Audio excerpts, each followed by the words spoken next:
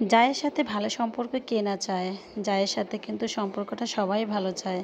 তার সাথে সম্পর্কটা ভালো হলে সামনের দিনগুলো কিন্তু খুব সুন্দরভাবেই কাটানো যায়।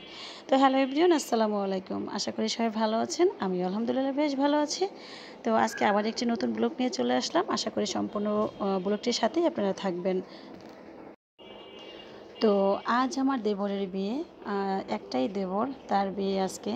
তার জন্য বউ আনতে যাব, অর্থাৎ আমার যা আনতে যাব।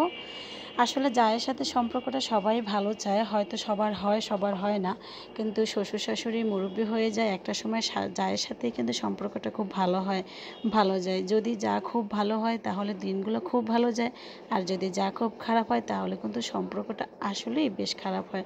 কারণ একই জায়গায় থেকে দুজনের মুখ দেখবো অথচ কারোর সাথে কারো ভালো সম্পর্ক হয় না, এটা কিন্তু আসলে মানাটা খুব কঠিন।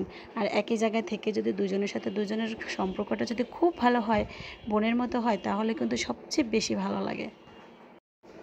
তো আমরা তাদের বাড়ি গিয়েছি, তাদের বাড়ি থেকে তাদেরকে নিয়েও এসেছি, কিন্তু এই ভিডিওগুলো আমাদের করা হয় নাই, কারণ তখন বন্যা ছিল, বন্যার জন্য কারেন্ট ছিল না, আর কারেন্ট না থাকায় ফোনও চার্জ দিতে পারি নাই। আর এর জন্য এই ভিডিওগুলো সবগুলো করতেও পারি নাই। কিন্তু তারা আজকে আমাদের বাড়ি আসবে, এসে তাদের মেয়েকে তারা নিয়ে যাবে। অর্থাৎ এটা আসলে আমাদের গ্রামের ভাষায় আমরা বলি ফিরে নাই ওর, যেটা আর কি বলি।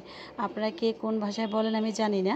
তো তারা আজকে আসবে, এসে তাদের মেয়েকে তারা নিয়ে যাবে। এজন্য আমাদের বাসায় ঘরোয়া আয়োজন বলতে আমরা নিজেরাই রান্না বান্না করব। এখানে কোনো বাবুর্চি নেই, যেহেতু তারা 15-20 জনের বাজেট, আর আমরা ঘরোয়াভাবে যে কজন আছি টোটাল 30 থেকে 40 জনের বাজেট হবে।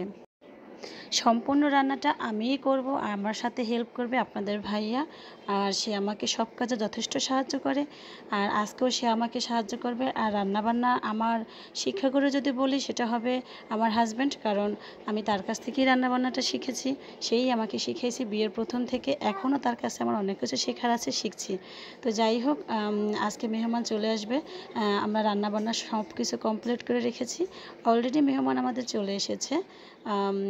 এই তো মেয়ের বাবা, তারপর তার আরও যারা আছে আত্মীয় স্বজন সবাই চলে এসছে। এখন আমরা তাদের খাবার দাবারের অ্যারেঞ্জমেন্ট করব। সবটা যদিও আমি গুছাই রাখছি, সেই সকাল থেকে উঠে সব কিছু মেনটেন করেছি, যেহেতু জানি আমাকেই করতে হবে। এই জন্য আমি সেই আজানের থেকে শুরু করে এই পর্যন্ত সব কিছু জোগাড় করে রেখেছি। তাদের খাবার দাবার আয়োজন চলছে, তারা খাওয়া দাওয়া শেষ হয়ে গেলে তারা তাদের মেয়েকে নিয়ে চলে যাবে। তো জায়ের সাথে আমার সম্পর্কটা কেমন যায় দেখতে হলে আমার পেজে চোখ রাখবেন। আজকে এ পর্যন্তই, সবাই ভালো থাকবেন। আল্লাহ হাফেজ।